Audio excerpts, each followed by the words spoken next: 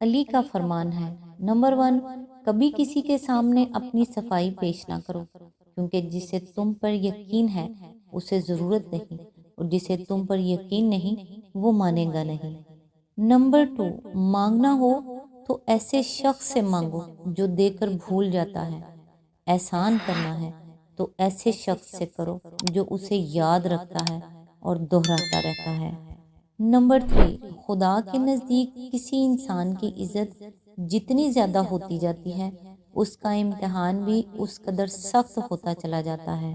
Number 4، اچھا انسان وہ ہے جو کسی کا دیا ہوا دکھ اور درد تو بھول جائے مگر کسی کی دی ہوئی محبت کبھی نہ بھولے۔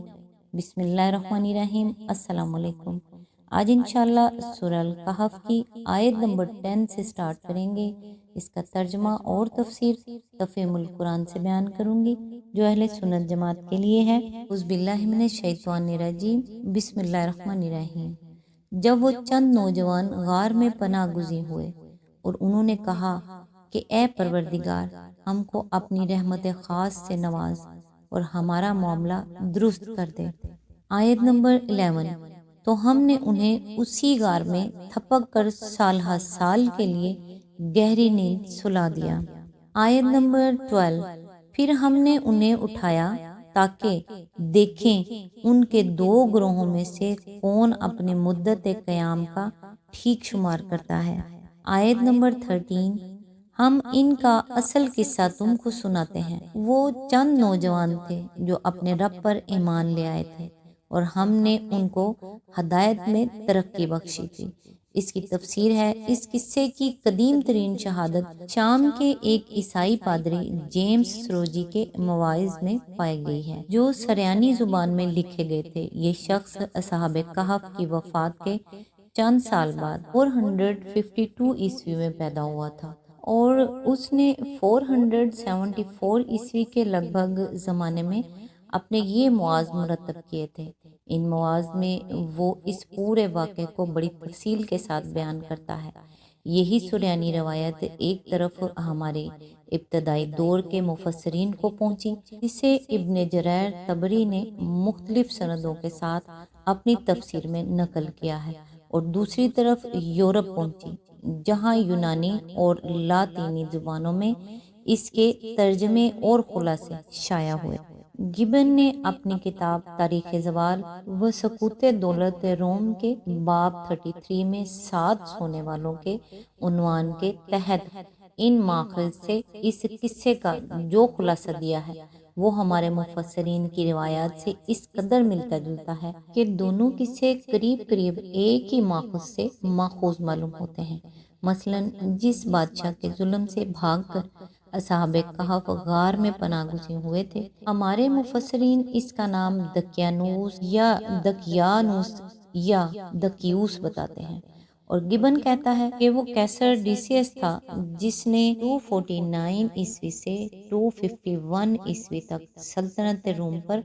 فرما روائی کی ہے، اور مسیح علیہ السلام کے پیروں پر ظلم ستم کرنے کے معاملے میں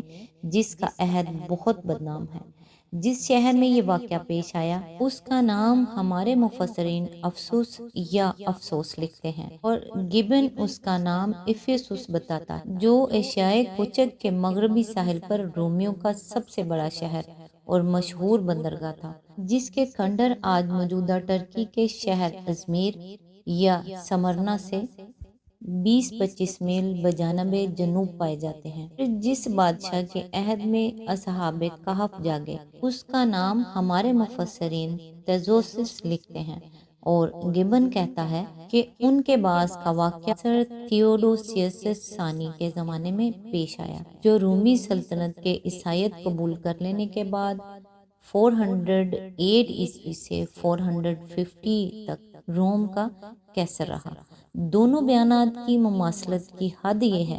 کہ اصحاب کہف نے بیدار ہونے کے بعد اپنے جس رفیق کو کھانا لانے کے لیے شہر بھیجا تھا اس کا نام ہمارے مفسرین یملیخیا بتاتے ہیں، اور گبن اسے یم لیخس لکھتا ہے۔ قصے کی تفصیلات دونوں روایتوں میں یکساں ہیں، اور ان کا خلاصہ یہ ہے کہ کیسر ڈیسیس کے زمانے میں جب مسیح علیہ السلام کے پیروں پر سخت ظلم و ستم ہو رہے تھے، یہ 7 نوجوان ایک غار میں جا بیٹھے تھے۔ کیسر تھیوڈوسیس کی سلطنت کے 38ویں سال یعنی تقریباً 445 عیسوی یا 446 عیسوی میں یہ لوگ بیدار ہوئے، جبکہ پوری رومی سلطنت مسیح علیہ السلام کی پیرو بن چکی تھی۔ اس حساب سے غار میں ان کے رکنے کی مدت تقریباً 196 ایئر بنتی ہے۔ بعض مستشرقین نے اس قصے کو قصہ اصحاب الکہف کا مترادف ماننے سے اس بنا پر انکار کیا ہے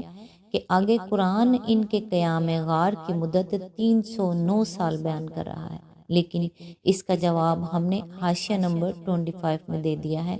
اس سریانی روایت اور قرآن کے بیان میں کچھ جزوی اختلافات بھی ہیں جن کو بنیاد بنا کر گیبن نے نبی صلی اللہ علیہ وآلہ وسلم پر جہالت کا الزام لگایا ہے، حالانکہ جس روایت کے اعتماد پر وہ اتنی بڑی جسارت کر رہا ہے اس کے متعلق وہ خود مانتا ہے کہ وہ اس واقعے کے 30-40 سال بعد شام کے ایک شخص نے لکھی ہے، اور اتنی مدت کے اندر زبانی روایات کے ایک ملک سے دوسرے ملک تک پہنچنے میں کچھ نہ کچھ فرق ہو جایا کرتا ہے۔ اس طرح کی ایک روایت کے متعلق یہ خیال کرنا کہ وہ حرف بحرف صحیح ہے اور اس سے کسی جز میں اختلاف ہونا لازماً قرآن ہی کی غلطی ہے، صرف ان ہٹ درم لوگوں کو زیب دیتا ہے جو مذہبی تعصب میں عقل کے معمولی تقاضوں تک کو نظر انداز کر جاتے ہیں۔ جب وہ سچے دل سے ایمان لے آئے تو اللہ نے ان کی ہدایت میں اضافہ کیا اور ان کو یہ توفیق بخشی کہ حق اور صداقت پر ثابت قدم رہیں اور اپنے آپ کو خطرے میں ڈال لینا گوارا کر لیں، مگر باطل کے آگے سر نہ جھکائیں۔ آیت نمبر 14، ہم نے ان کے دل اس وقت مضبوط کر دیے جب وہ اٹھے اور انہوں نے اعلان کر دیا کہ ہمارا رب تو بس وہی ہے جو آسمانوں اور زمین کا رب ہے، ہم اسے چھوڑ کر کسی دوسرے معبود کو نہ پکاریں گے، اگر ہم ایسا کریں تو بالکل بیجا بات کریں گے۔ آیت نمبر 15، پھر انہوں نے آپس میں ایک دوسرے سے کہا، یہ ہماری قوم تو رب کائنات کو چھوڑ کر دوسرے خدا بنا بیٹھی ہے، یہ لوگ ان کے معبود ہونے پر کوئی واضح دلیل کیوں نہیں لاتے؟ آخر اس شخص سے بڑا ظالم اور کون ہو سکتا ہے جو اللہ پر جھوٹ باندھے۔ آیت نمبر 16، اب جب کہ تم ان سے اور ان کے معبودان غیر اللہ سے بے تعلق ہو چکے ہو تو چلو اب فلاں غار میں چل کر پناہ لو، تمہارا رب تم پر اپنی رحمت کا دامن وسیع کرے گا اور تمہارے کام کے لیے سر و سامان مہیا کر دے گا۔ اس کی تفسیر ہے، جس زمانے میں ان خدا پرست نوجوانوں کو آبادیوں سے بھاگ کر پہاڑوں میں پناہ لینی پڑی تھی، اس وقت شہر افسوس ایشیائے کوچک میں بت پرستی اور جادوگری کا سب سے بڑا مرکز تھا۔ وہاں ڈائنا دیوی کا ایک عظیم الشان مندر تھا جس کی شہرت تمام دنیا میں پھیلی ہوئی تھی اور دور دور سے لوگ اس کی پوجا کے لیے آتے تھے۔ وہاں کے جادوگر، عامل، فالگیر اور تعویذ نویس دنیا بھر میں مشہور تھے۔ شام و فلسطین اور مصر تک ان کا کاروبار چلتا تھا اور اس کاروبار میں یہودیوں کا بھی اچھا خاصا حصہ تھا جو اپنے فن کو حضرت سلیمان علیہ السلام کی طرف منسوب کرتے تھے۔ ملاحظہ ہو سائیکلوپیڈیا آف بیبلیکل لٹریچر، شرک اور اوہام پرستی کے اس ماحول میں خدا پرستوں کا جو حال ہو رہا تھا، اس کا اندازہ اصحاب کہف کے اس فقرے سے کیا جا سکتا ہے جو اگلے رکوع میں آ رہا ہے کہ اگر ان کا ہاتھ ہم پر پڑ گیا تو بس ہم سنسار ہی کر ڈالیں گے یا پھر زبردستی اپنی ملت میں واپس لے جائیں گے۔ آیت نمبر 17، تم انہیں غار میں دیکھتے تو تمہیں یوں نظر آتا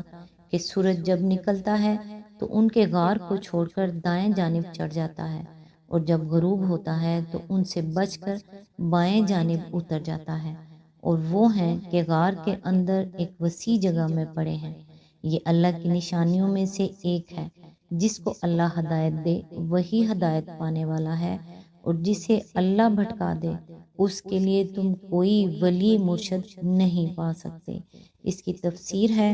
بیچ میں یہ ذکر چھوڑ دیا گیا ہے کہ اس قرارداد باہمی کے مطابق یہ لوگ شہر سے نکل کر پہاڑوں کے درمیان ایک غار میں جا چھپے